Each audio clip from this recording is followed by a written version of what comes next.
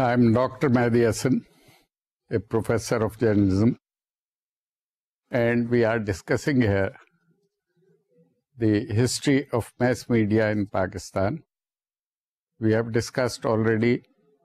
the history of newspapers, and we have started discussion on radio as a medium of communication and as a mass medium. We have discussed so far that radio was introduced in subcontinent before independence in 1927. And after independence from 1947 to date, radio has become a very important medium of communication, medium of entertainment, and medium of information, along with its commercial importance also. Because now in Pakistan, as elsewhere in other countries, especially in developed societies, radio broadcasting is an important tool of advertising as well. In Pakistan also, radio for the last about 30 years is a commercial medium and a very important medium of advertising, especially for those sections of the population which are not educated enough to read newspapers or other print media. Now, we have to discuss the impact of radio on society and various social trends, how they influenced the working of radio broadcasting in Pakistan.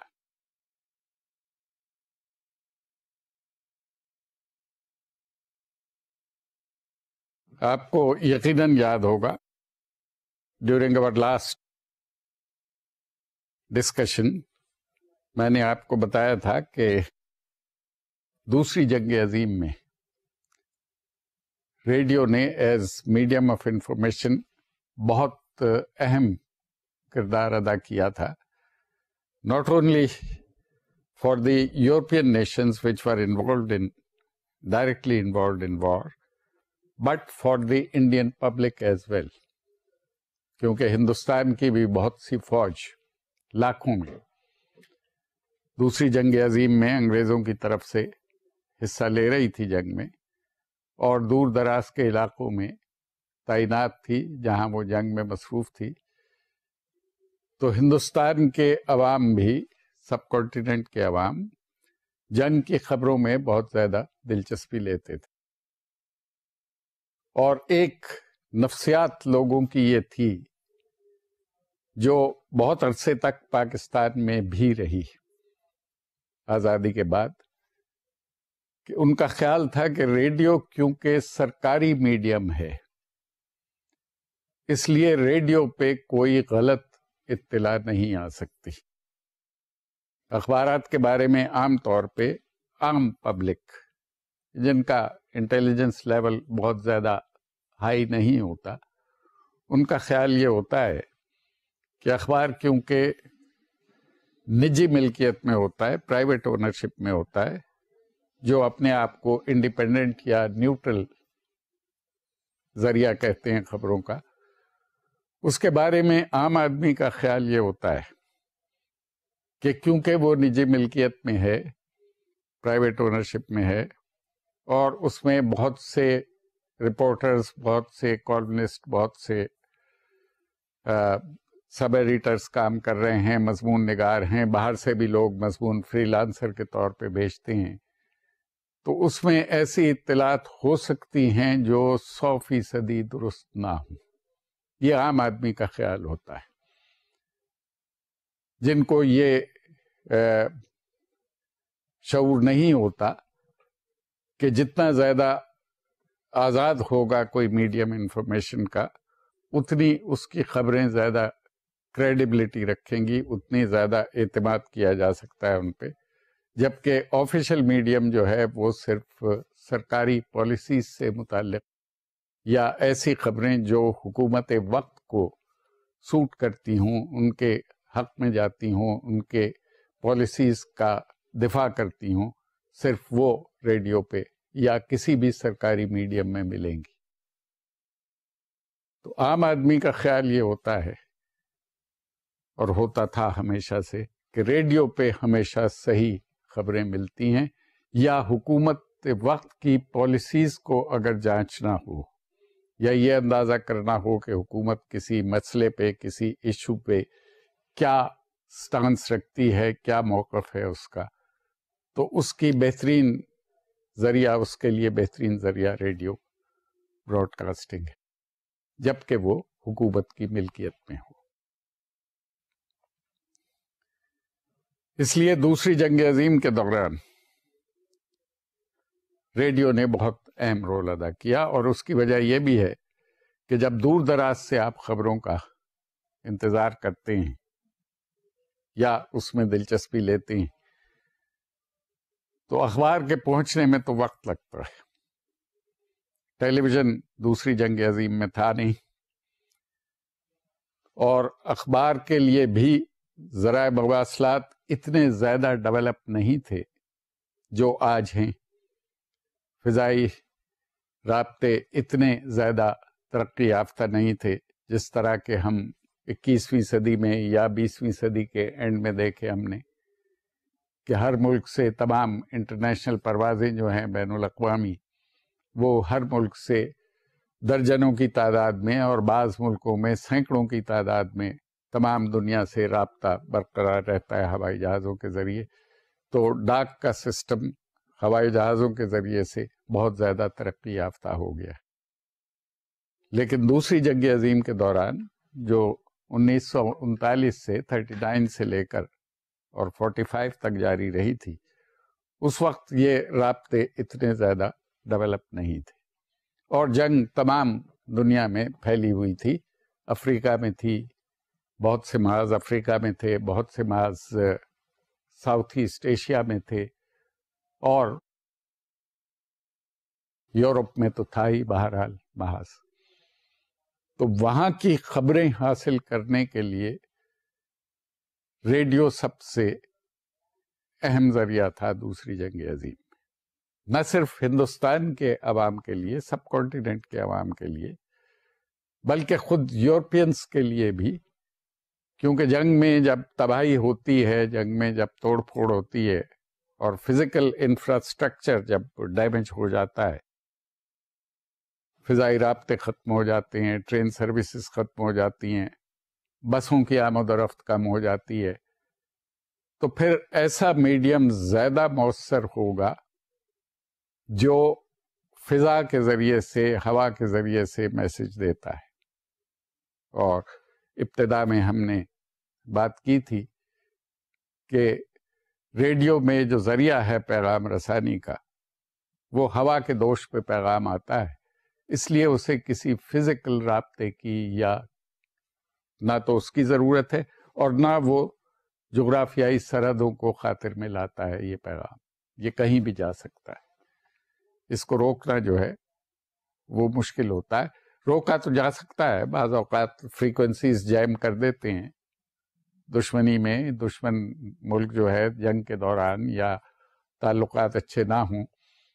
کہ لوگ اس ملک میں نہ سن سکیں اسے، تو اس کے لیے frequency جیم کرنے کا طریقہ رائج ہے، جس کو انٹرنیشنل لاء میں اچھا نہیں سمجھا جاتا. لیکن جنگ میں کیونکہ سب چیزیں جائز سمجھی جاتی ہیں، لیکن یہ کام کوئی اتنا آسان نہیں ہے.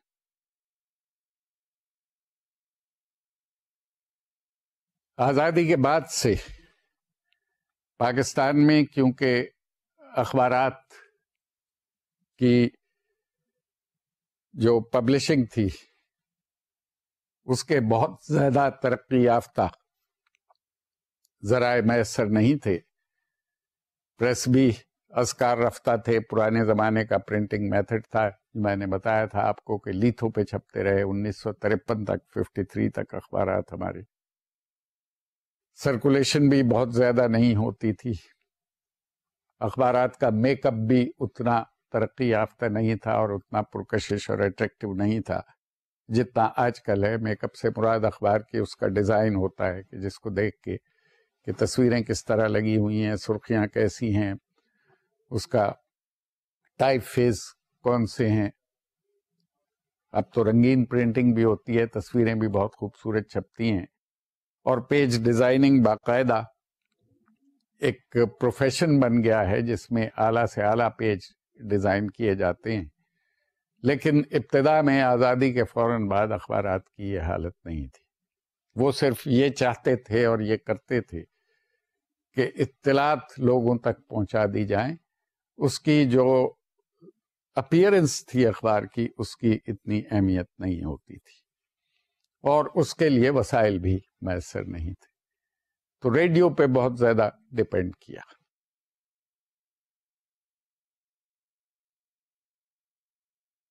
آپ نے آزادی کی تحریک کی تاریخ یقیناً پڑھی ہوگی، اور آپ کو یہ معلوم ہوگا کہ آزادی کا اعلان ہو جانے کے بعد اور پاکستان کا آئیڈیا تسلیم کر لینے کے بعد برٹش گورنمنٹ کے، ہندوستان میں بہت بڑے اسکیل پہ فرقے وارانہ فسادات شروع ہو گئے تھے. مذہبی فسادات، ہندو سکھ اور مسلمانوں کے درمیان وائلنس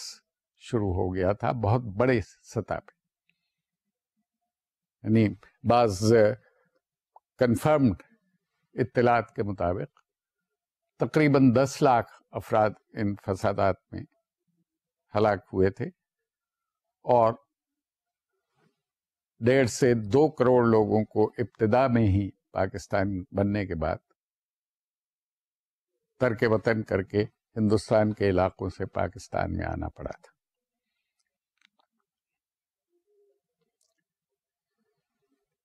یہ حالات ایسے تھے فسادات کی وجہ سے کہ جس میں ذرائع مواصلات مسدود ہونے کے علاوہ بہت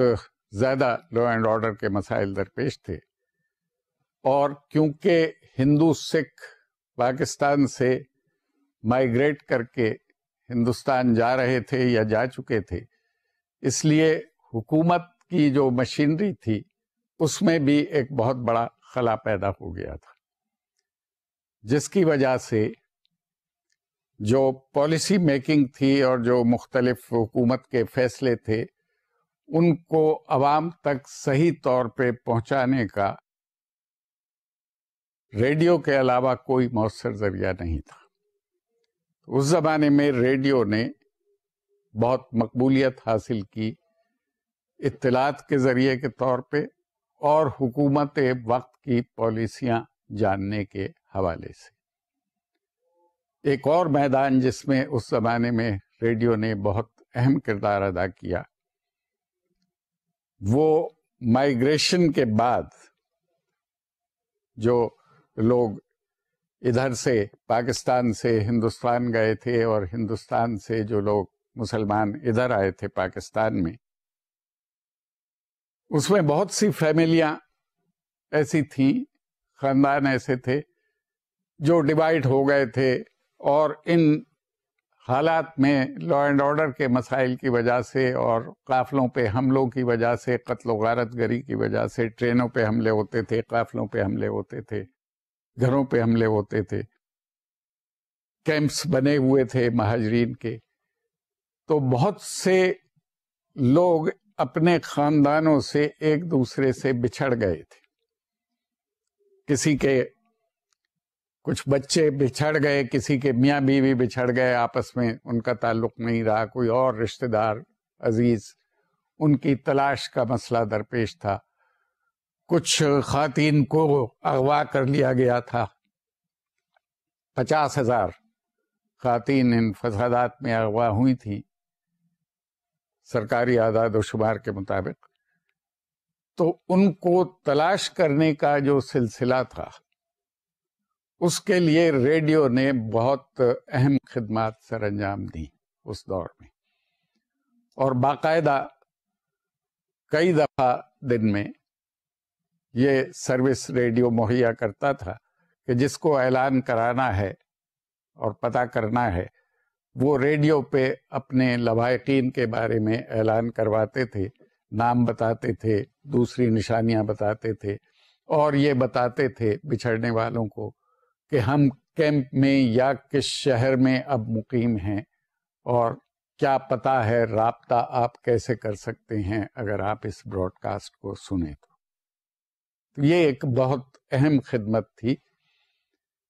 جو اخبار اتنی مؤثر طریقے سے نہیں کر سکتے تھے، اس لیے کہ یہ براڈ کاسٹ ہندوستان میں بھی سنی جاتی تھی اور یہ براڈ کاسٹ مختلف دور دراز کے علاقوں میں بھی سنی جاتی تھی۔ تو اس امید پہ لوگ یہ اعلانات کرواتے تھے کہ جو لوگ بچھڑ گئے ہیں، جو عزیز رشتہ دار ان کے، وہ ان براڈ کاسٹ کو سن کے، ان اعلانات کو سن کے ان کو پتہ لگے گا اور وہ یہ بتا سکیں گے کہ وہ زندہ ہیں اور کہاں ہیں اور کن حالات میں ہیں، اور اگر رابطہ کرنا چاہیں گے تو ان کو اس کے ذریعے سے، براڈ کاسٹ کے ذریعے سے، ان اعلانات کے ذریعے سے یہ موقع بھی ملے گا کہ وہ یہ بتا سکیں کہ ان کا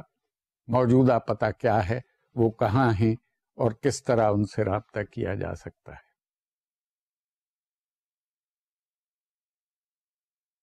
میں سمجھتا ہوں یہ ایک بہت بڑی خدمت تھی اور یہ ایسا کام تھا ریڈیو کا جو اخبارات کے لیے شاید ان حالات میں اتنے مؤثر طریقے سے کرنا ممکن نہیں تھا۔ اس کے علاوہ باہر کے ملکوں میں جو ترقی یافتہ سوسائٹیز جن کو ہم کہتے ہیں، یا جو اسٹیبلشڈ ڈیموکریسیز ہیں یا صنعتی ملک ہیں، ان میں 50 کی دہائی سے ریڈیو کو اپنے بزنس کی پروموشن کے لیے بھی استعمال کیا جا رہا تھا۔ ہندوستان میں تو، اور پھر آزادی کے بعد پاکستان اور ہندوستان میں نے آپ کو بتایا تھا ابتدا میں کہ ریڈیو کو شروع میں بطور ایک تفریح کے ذریعے کے متعارف کرایا گیا تھا، اور تفریح بھی زیادہ تر موسیقی کے حوالے سے ہوتی تھی، یا ہفتے میں ایک ڈرامہ ہوتا تھا جو بہت پاپولر ہوتا تھا۔ ٹی وی کے آنے سے پہلے تک ریڈیو ڈرامہ بہت پاپولر تھا پاکستان میں۔ بچوں کا ایک پروگرام چھٹی والے دن ہمیشہ اتوار کو ہوتا تھا، اس کے بعد جب جمعے کو چھٹی کچھ عرصے کے لیے ہونے لگی تھی تو جمعے کو ہوتا تھا، آج کل پھر اتوار کو ہوتا ہے، اور یہ ہمیشہ سے اتوار کو ہو رہا تھا، اور بچوں میں ہمیشہ اس پروگرام کو بہت مقبولیت حاصل رہی جو ویکلی پروگرام کا ہوتا تھا۔ اس کے علاوہ شام کو بچوں کے حوالے سے، ان کے سونے سے پہلے بچوں کا ایک پروگرام مختصر سا ہوا کرتا تھا جس میں بچوں کو کہانی بھی سنائی جاتی تھی اور بہت چھوٹے بچوں کو موسیقی کے ذریعے سے لوریاں یا دوسری نظمیں وغیرہ بھی سنائی جاتی، اور یہ پروگرام بچوں میں بہت پاپولر ہوتے تھے، اور پروگرام کے کمپیئر جو ہیں وہ بہت پاپولر ہوا کرتے۔ اس سلسلے میں یقیناً آپ کو بتانا پسند کروں گا کہ بر صغیر کی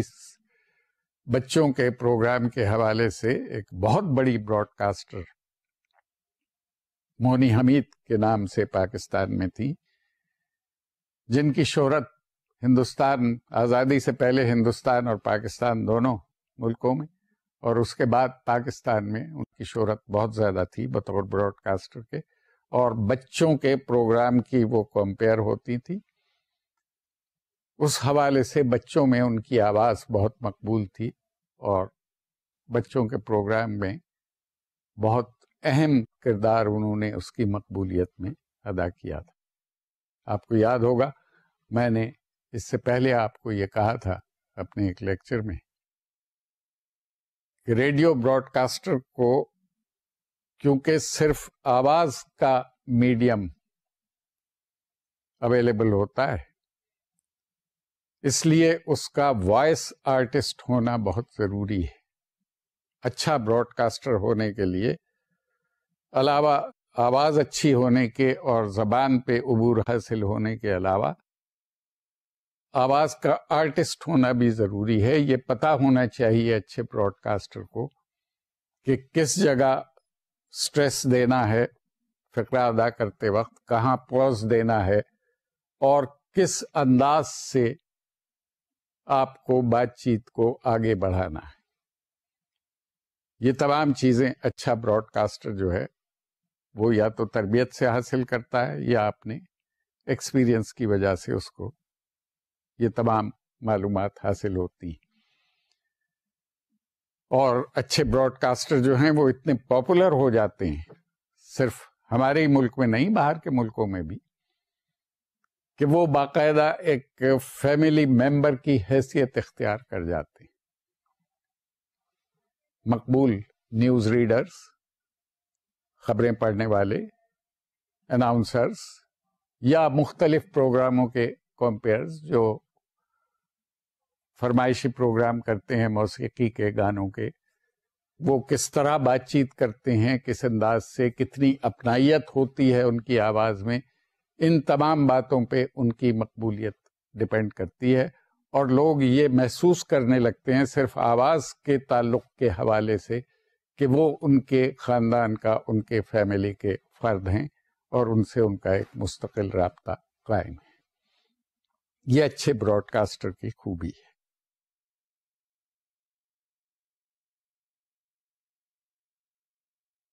پاکستان میں ریڈیو کی افادیت کا ایک موقع ہمیں 1965 میں حاصل ہوا، جب ہندوستان اور پاکستان کے درمیان جنگ ہوئی. اس سے پہلے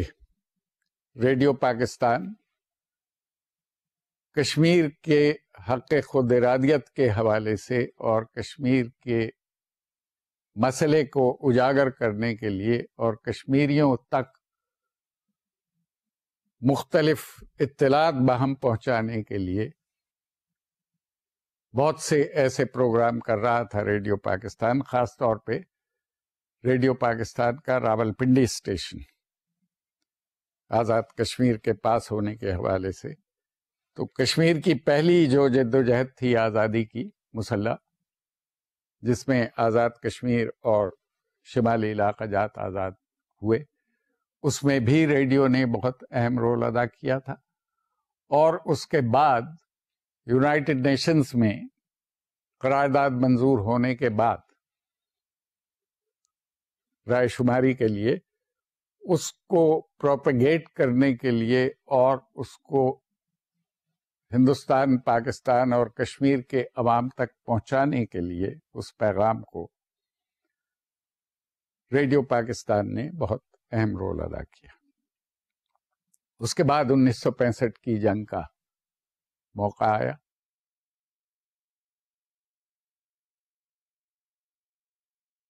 یہ ریڈیو پاکستان کے لیے پہلا تجربہ تھا کہ اس کو جنگ کے حوالے سے براہ راست ایسے پروگرام نشر کرنے کا موقع ملا جن کو آپ دو کیٹیگریز میں تقسیم کر سکتے ہیں. ایک اپنے عوام کے لیے، اس میں حوصلہ بلند کرنا مقصد ہوتا ہے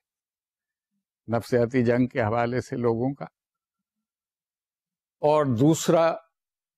دشمن ملک کے عوام کے لیے جن کا حوصلہ پست کرنا ٹارگٹ ہوتا ہے، آبجیکٹو ہوتا ہے سائیکولوجیکل وارفیئر کا. یہاں میں آپ کو مختصراً یہ بتا دوں کہ سائیکولوجیکل وارفیئر میں آج کل یہ کہتے ہیں ماہرین کہ موجودہ دور کی جنگ 21ویں صدی کی یا 20ویں صدی کی جنگ صرف فوجیں نہیں جیت سکتی. جنگ میں کامیابی کے لیے تمام عوام کا جنگی حکمت عملی کا ساتھ دینا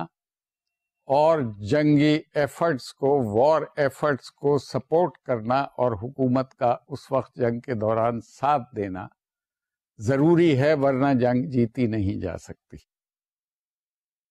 یہاں میں ایک بار پھر آپ کو ویتنام کی مثال دوں گا، جو اخبارات کے حوالے سے بھی دی تھی میں نے اور کمیونیکیشن کے حوالے سے بھی، کہ امریکہ ایک ملٹری سپر پاور ہونے کے باوجود ویتنام کی جنگ اس لیے ہار گیا تھا کہ امریکی عوام نے امریکہ میں اپنی حکومت کی یا اپنی حکومتوں کی جو مختلف 13 سال میں آئیں، اس دوران 13 سال امریکہ ویتنام میں مصروف جنگ رہا، امریکی عوام نے ان پالیسیوں کی حمایت نہیں کی جو ان کی حکومتیں ویتنام میں اختیار کرتی رہیں، اور نہ صرف حمایت نہیں کی بلکہ انہوں نے احتجاج بھی کیا، انہوں نے ریلیاں بھی کی، انہوں نے پروٹیسٹ بھی کیے، جس کی وجہ سے امریکہ ویتنام کی جنگ نہیں جیت سکا، باوجود اس کے کہ امریکہ ویتنام کے مقابلے میں ایک بہت ہی بڑی ملٹری پاور تھا اور اس کے پاس بے پناہ وسائل تھے as compared to a very ill equipped and a poor backward Vietnamese nation. دراصل اس کو ماہرین، خود امریکہ کے ماہرین اور مبصرین یہ کہتے ہیں کہ امریکہ کے پالیسی ساز ادارے اور امریکہ کی انتظامیہ ویتنامیوں کی ول ٹو ریزسٹ بریک کرنے میں ناکام رہے، ان کا حوصلہ پست کرنے میں ناکام رہے۔ یہ شکست امریکہ کو اس لیے ہوئی کہ ویتنام کے لوگوں کو وہ ڈرانے میں اور ان کو ڈی مورلائز کرنے میں پروپیگنڈے کے محاذ پہ یا نفسیاتی جنگ کے محاذ پہ، سائیکولوجیکل وارفیئر پہ، اس میں وہ کامیاب نہیں ہو سکی۔ اس کی وجہ یہ ہے، یہ میں ذرا مختصراً ایکسپلین کر دوں آپ کو،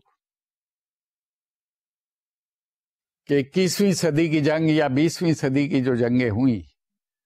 ان میں اور آج سے 200 300 400 سال پہلے ہونے والی جنگوں میں ایک بنیادی فرق یہ ہے کہ پرانے زمانے میں جنگ صرف میدان جنگ میں لڑی جاتی تھی، تلوار سے، نیزے سے، تیر سے، خنجر سے۔ بسا اوقات جب یہ چیزیں بھی ختم ہو جاتی تھیں تو اینٹوں سے، پتھروں سے یا کشتی لڑ کے بھی ہوتی تھی، اور بہت مختصر جنگ ہوتی تھی۔ اس کے اثرات صرف میدان جنگ تک محدود ہوتے تھے۔ اس کی مثال آپ اس طرح لے لیجئے کہ پانی پت میں، جو دلی سے صرف 18-20 میل کے فاصلے پہ ہے، دلی کیپٹل ہوا کرتا تھا، پانی پت میں 3 جنگیں ہوئی، اور اتنا تھوڑا فاصلہ ہونے کے باوجود پانی پت دلی کے درمیان، دلی میں بیٹھے ہوئے عوام کو 2-3 دن کی یا 1 دن کی جنگ میں یہ محسوس نہیں ہوتا تھا کہ ان سے اتنے قریب جنگ ہو رہی ہے۔ جنگ کا نتیجہ پوری ہندوستان کی سلطنت کی قسمت کا فیصلہ کر دیا کرتا تھا۔ عوام اس میں انوالو نہیں ہوتے تھے، صرف فوجیں لڑتی تھیں۔ جدید دور کی جنگ جو ہے، اس میں ہتھیار ایسے ہیں ایک تو کہ جو صرف محاذ جنگ پر ہی کارگر نہیں ہوتے، ان کے اثرات بڑی دور تک جاتے ہیں۔ یعنی اگر سرحد پہ یا محاذ جنگ پہ جو 2 فوجیں آمنے سامنے ہیں، اس کے علاوہ فضائیہ جو ہے، ایئر فورس کسی بھی ملک کی، وہ ملک کے اندر تک، دور تک جا کر کسی بھی جگہ مار کر سکتی ہے، یا سینکڑوں کلومیٹرز تک مار کرنے والے جو میزائل ایجاد ہو چکے ہیں، کئی ہزار میل تک مار کرنے والے میزائل ہیں، ان کے لیے محاذ جنگ کی کوئی تخصیص رہ نہیں گئی ہے۔ وہ کہیں بھی مار کر سکتے ہیں. جب 1960 میں یہ میسائل ایجاد ہوئے تھے 1960 میں، تو امریکہ اور روس دونوں کے لیے فزیکلی ملٹری بیسز کی اہمیت ختم ہو گئی تھی، ورنہ دونوں یہ کوشش کرتے تھے کہ اپنے دشمنوں کے قریب فزیکلی ملٹری بیسز قائم کریں تاکہ وہاں سے حملہ کر سکیں. لیکن اگر یہ صورتحال پیدا ہو گئی تھی کہ آپ ماسکو سے بیٹھ کے امریکہ کو نشانہ بنا سکتے ہیں یا امریکہ کے کسی بھی شہر سے آپ روس کے کسی شہر کو نشانہ بنا سکتے ہیں، تو پھر سارا ملک ٹارگٹ پہ ہو گیا دشمن کی. دوسری بات یہ ہے، ایک تو یہ اسلحے کی ترقی کی بات ہے، ٹیکنالوجیکل ایڈوانسمنٹ. دوسری بات یہ ہے کہ اب جنگیں بڑے طویل عرصے تک ہوتی ہیں. پہلی جنگ عظیم 5 سال تک لڑی گئی،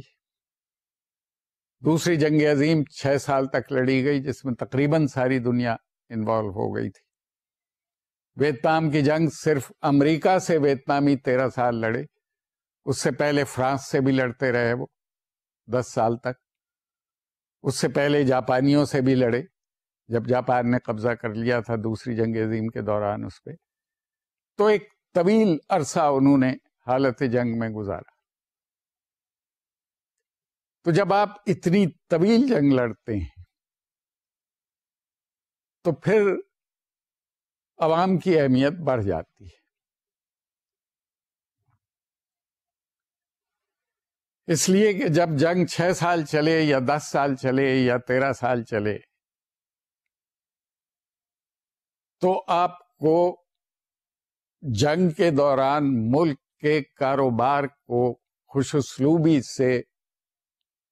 چلانا پڑتا ہے، جو بہت زیادہ اہمیت اختیار کر لیتا ہے. ٹرینیں بھی چلتی رہنی چاہیے، بسیں بھی چلتی رہنی چاہیے، کسانوں کو چاہیے کہ وہ فصلیں بھی کاشت کرتے رہیں کیونکہ لوگوں کو روٹی بھی چاہیے. مواصلات کے ذرائع کو بھی کام کرنا چاہیے کیونکہ ان کی اہمیت بڑھ جاتی ہے. اور دشمن اپنی کارروائیوں سے جنگی جن تنصیبات کو نقصان پہنچاتا ہے ان کی مرمت بھی ہونی چاہیے فوری طور پہ، کیونکہ اہم تنصیبات جنگ کے دوران ہمیشہ دشمن کے نشانے پہ ہوتی ہیں. اسٹریٹجک اہمیت کے جو پل ہوتے ہیں ان کو ڈیمیج کیا جاتا ہے، ان کو گرایا جاتا ہے، ریلوے لائن کو نشانہ بنایا جاتا ہے، سڑکوں کو نشانہ بنایا جاتا ہے، ہوائی اڈے بومب کیے جاتے ہیں. تو یہ سب پرائم ٹارگٹ ہوتے ہیں جنگ میں. ان کی مرمت بر وقت ہو جانا بہت ضروری ہے، ورنہ کیوس ہو جائے گا، انتشار ہو جائے گا معاشرے میں. اور اگر معاشرے میں انتشار پیدا ہو جائے گا تو پھر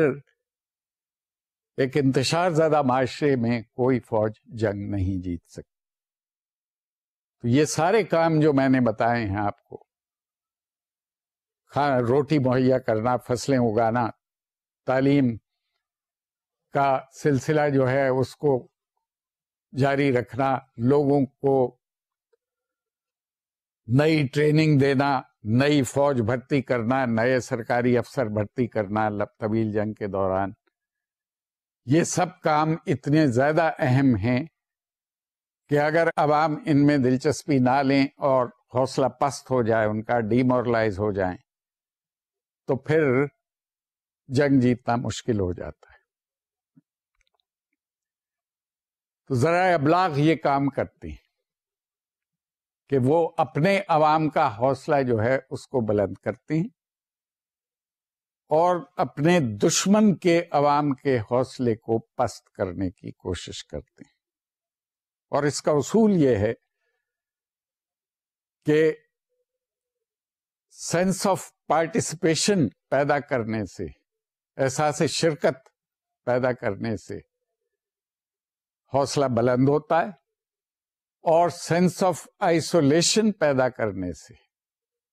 احساس تنہائی اگر پیدا کر دیں کسی قوم میں کہ تم اکیلے ہو اپنے اس مشن میں،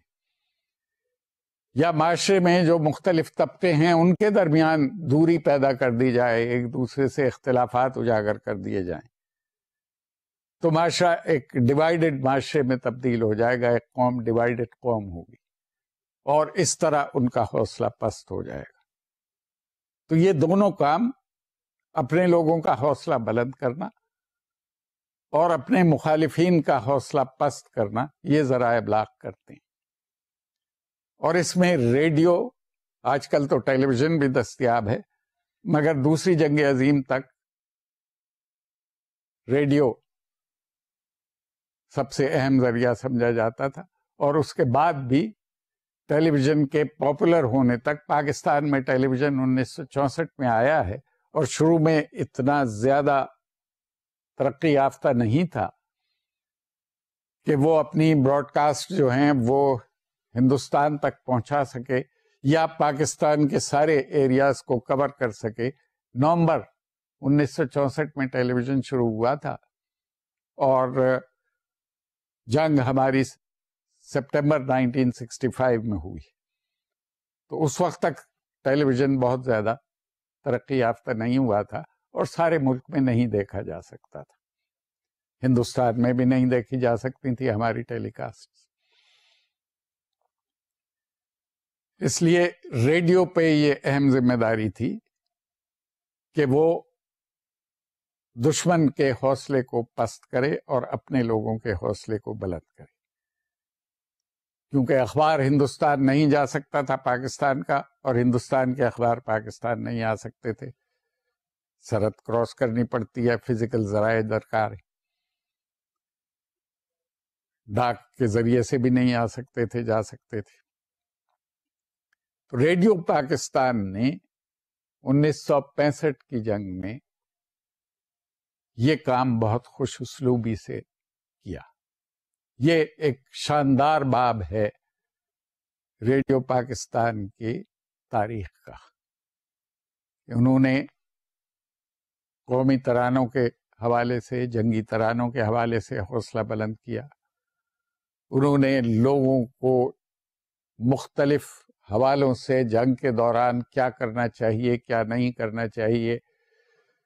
ہوائی حملے کے دوران ان کا کیا رویہ ہونا چاہیے، بلیک آؤٹ کے لیے کیا رویہ ہونا چاہیے،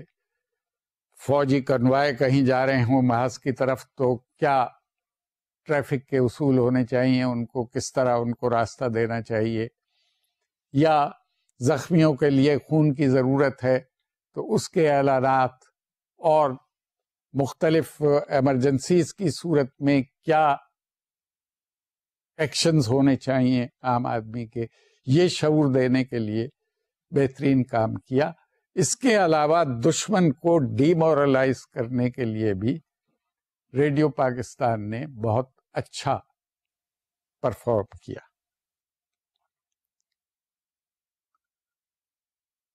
میرے پاس اس کی دلیل ہے کہ بہت مؤثر تھا ریڈیو پاکستان لاہور کا خاص طور پہ کردار۔ اس کا ایک پروگرام پنجابی میں مشرقی پنجاب کے لیے ہوتا تھا خاص طور پہ، کیونکہ سرحد سے، ہماری سرحد سے جو میجر پورشن ہے ہندوستان کی سرحد کا، وہ دونوں پنجاب ایک دوسرے سے ملتا ہے، تو ان کا رویہ اور ان کا حوصلہ بہت اہم ہے۔ لہذا پنجابی کا پروگرام جو ہے پنجابی دربار کے نام سے ہوتا تھا، وہ بہت افیکٹو پروگرام ثابت ہوا۔ بعد میں ریسرچ کی گئی جس کے ذریعے سے یہ پتہ لگا کہ وہ پروگرام بہت کامیاب تھا اور بہت افیکٹو تھا۔ دوسری دلیل میرے پاس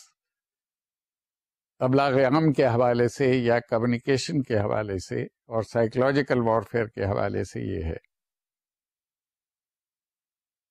کہ چند دن بعد ہی ریڈیو پاکستان کی براڈ کاسٹ کے جنگ شروع ہونے کے 3 دن بعد 9 ستمبر 1965 کو ہندوستان کی حکومت نے یہ اعلان کیا کہ ڈیفنس آف انڈیا ایکٹ کے تحت ریڈیو پاکستان سننے والے کو 3 سال کی سزا دی جائے گی قید کی۔ اس اعلان کا مطلب یہ تھا، ہمارے پاس یہ اس چیز کا انڈیکیٹر تھا کہ نہ صرف ریڈیو پاکستان ہندوستان میں سنا جاتا ہے، بلکہ اس کی براڈ کاسٹ کا اثر بھی ہوتا ہے، جس کی وجہ سے انہیں پریشانی لاحق ہے اور انہیں قانون کا سہارا لینا پڑا اس کی براڈ کاسٹ سننے پہ پابندی عائد کرنے کے لیے۔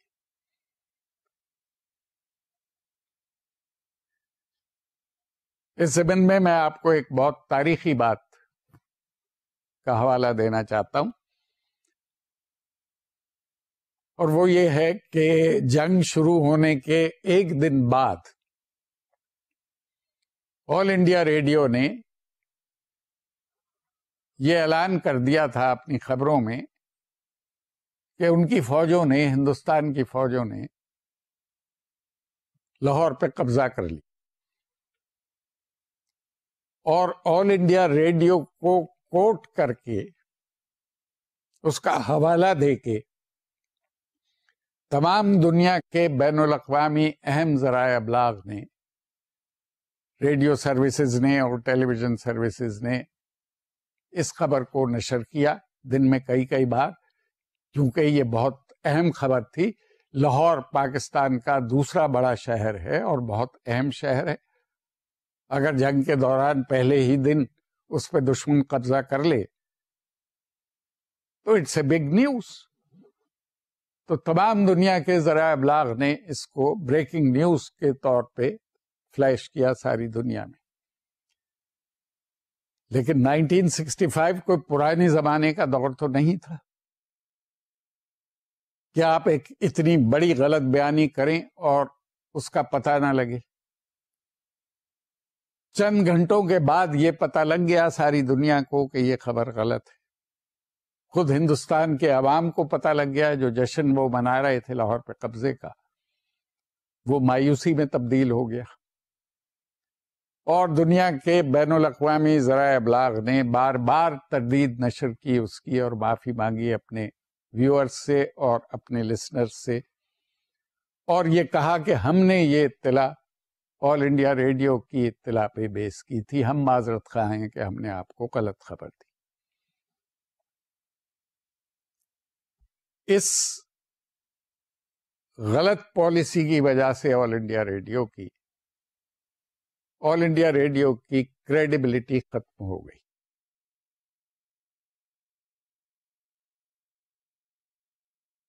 کریڈیبلٹی بننے کا جو پروسیس ہے کمیونیکیشن میں، وہ یہ ہے کہ جب آپ کوئی خبر پڑھتے ہیں یا سنتے ہیں یا دیکھتے ہیں، اس کو آپ اپنے ذاتی تجربے سے، پرسنل ایکسپیرئنس سے ریلیٹ کرتے ہیں۔ اگر آپ کا ذاتی ایکسپیرئنس جو ہے وہ اس کے خلاف ہے یا اس سے مختلف ہے، تو آپ کو یہ پتہ لگ جاتا ہے کہ یہ خبر غلط ہے۔ اور اگر بار بار یہ تجربہ ہو آپ کو کہ آپ کو غلط خبر دے رہا ہے اخبار یا ریڈیو یا ٹیلی ویژن، تو آپ اس پہ اعتماد کرنا چھوڑ دیتے ہیں۔ یعنی اگر آل انڈیا ریڈیو یہ کہے کہ ہم نے پاکستان کے شہر لاہور پہ قبضہ کر لیا ہے، اور 1-1.5-2 گھنٹے کے بعد اس کی تردید کرنی پڑے اسے خود بھی اور بین الاقوامی ذرائع ابلاغ کو بھی، تو لوگ یہ کہیں گے کہ باقی اطلاعات بھی پتہ نہیں جی آل انڈیا ریڈیو نے دی وہ صحیح تھی یا غلط تھی۔ تو کریڈیبلٹی ختم ہو جانے کی وجہ سے آل انڈیا ریڈیو کی، ہندوستان کے لسنرز نے صحیح خبریں جنگ کی حاصل کرنے کے لیے ریڈیو پاکستان سننا شروع کیا تھا، جس کی دلیل ہمارے پاس یہ اعلان ہے ہندوستان کی حکومت کا کہ ڈیفنس آف انڈیا ایکٹ کے تحت ریڈیو پاکستان سننے پہ 3 سال کی قید کی سزا دی جائے گی. یہ ریڈیو پاکستان کو سب سے بڑا ٹریبیوٹ ہے جو دشمن حکومت کی طرف سے اس وقت ملا تھا. اس کی کارکردگی کا ریڈیو پاکستان اس پہ یقیناً پراؤڈ فیل کر سکتا ہے کہ 1965 کی جنگ کے دوران حکومت ہندوستان نے ریڈیو پاکستان سننے پہ قانوناً پابندی عائد کر دی تھی، جو اس بات کا ثبوت ہے، اس بات کی دلیل ہے کہ ان کی براڈ کاسٹ اور ان کی پالیسیز کتنی مؤثر تھی، کتنی ایفیکٹو تھی، کہ دشمن ملک کی حکومت اس سے خوفزدہ ہو کے اس نے قانون کا سہارا لیا اور ڈرا دھمکا کر اپنے عوام کو وہ براڈ کاسٹ سننے سے روکا یا روکنے کی کوشش کی. یہ ایک بہت اہم باب ہے ریڈیو پاکستان کی تاریخ میں، اس کی کامیابیوں کی تاریخ میں. یہ ایک بہت اہم باب ہے جس پہ ریڈیو پاکستان کے پالیسی بنانے والے، اس کے آرٹسٹ اور اس دور میں اس پہ کام کرنے والے لوگ، سب پرفارمرز ان کے، وہ سب پراؤڈ فیل کر سکتے ہیں اور وہ یہ کہہ سکتے ہیں کہ ہم نے اس 17 دن کی جنگ میں کتنا اہم کردار پاکستانی قوم کا حوصلہ بلند کرنے کے حوالے سے اور دشمن ملک کے عوام کا حوصلہ پست کرنے کے حوالے سے، یا انہیں جنگ کی صحیح اطلاع دینے کے حوالے سے ہم نے کتنا اہم رول ادا کیا. یہ 1965 کے دوران ریڈیو کی پرفارمنس تھی. لیکن یہ دور وہ دور ہے 1965 کا، 1964 کا، جب ہمارے ملک میں ایوب خان کی ڈکٹیٹرشپ قائم تھی. 1958 میں آپ کو تاریخ کا پتہ ہے، پہلا مارشل لاء نافذ ہوا تھا پاکستان میں، اور 1962 تک مارشل لاء رہا تھا. 1962 میں ایوب خان نے اپنا بنایا ہوا آئین ایک نافذ کیا تھا جس میں جمہوری حقوق بہت کم تھے لوگوں کے، اور کوشش یہ کی گئی تھی اس آئین میں کہ تمام اختیارات جو ہیں وہ مرتکز ہو جائیں صرف ایک شخص کی ذات میں، اور وہ ذات ایوب خان کی ذات تھی. میں اخبارات کے حوالے سے آپ کو بہت تفصیل سے بتا چکا ہوں کہ کون کون سے اقدامات کیے تھے ایوب حکومت نے اخبارات پہ کنٹرول کرنے کے لیے. ریڈیو پاکستان کیونکہ حکومت کی اپنی ملکیت میں ہے، اس وقت بھی تھا، لہذا اس کے لیے کسی خاص قانون بنانے کی تو ضرورت نہیں پڑی کیونکہ حکومت کا اپنا میڈیم ہے. لیکن اس کو کیا کہہ سکتے ہیں، کیا کر سکتے ہیں پرفارمر ریڈیو پہ، اس کے لیے نئے نئے ہدایت نامے ہر حکومت جب اقتدار میں آتی ہے تو جاری کرتی ہے. چنانچہ ایوب حکومت نے بھی ریڈیو پاکستان کو اپنی آمرانہ نظام کو مضبوط کرنے کے لیے اور اقتدار پہ اپنی گرفت کو پرولونگ کرنے کے لیے بہت مؤثر انداز سے اس کو استعمال کیا. خبروں کی جو پالیسیز تھی وہ تبصرے، اور خاص طور پہ میں ذکر کروں گا جو جشن 10 سالہ ترقی ایوب حکومت نے منایا تھا 1968 کو قرار دیا گیا تھا جشن کا سال،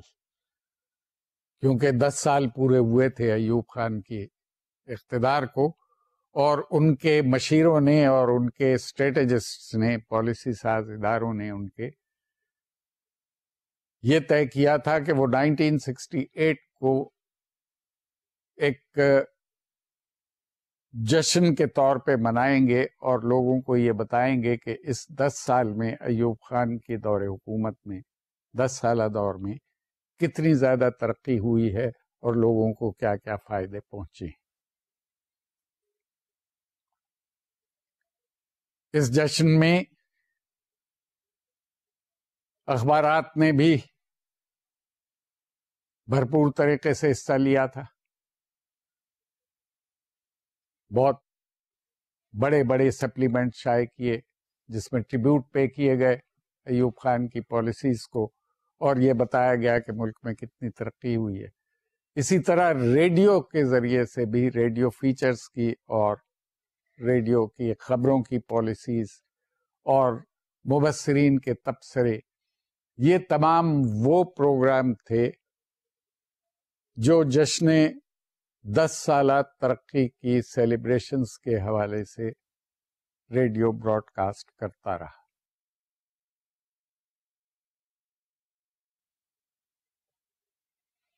میں آپ کو یہ بتا چکا ہوں اخبارات کے حوالے سے کہ یہ جو جشن 10 سالہ ترقی تھا یہ بیک فائر کر گیا تھا. اس کا بجائے مثبت اثر ہونے کے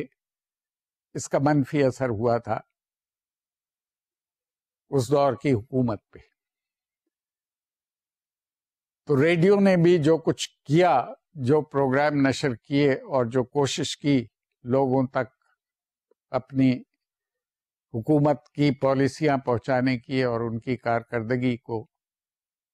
اچھے الفاظ میں پیش کرنے کی،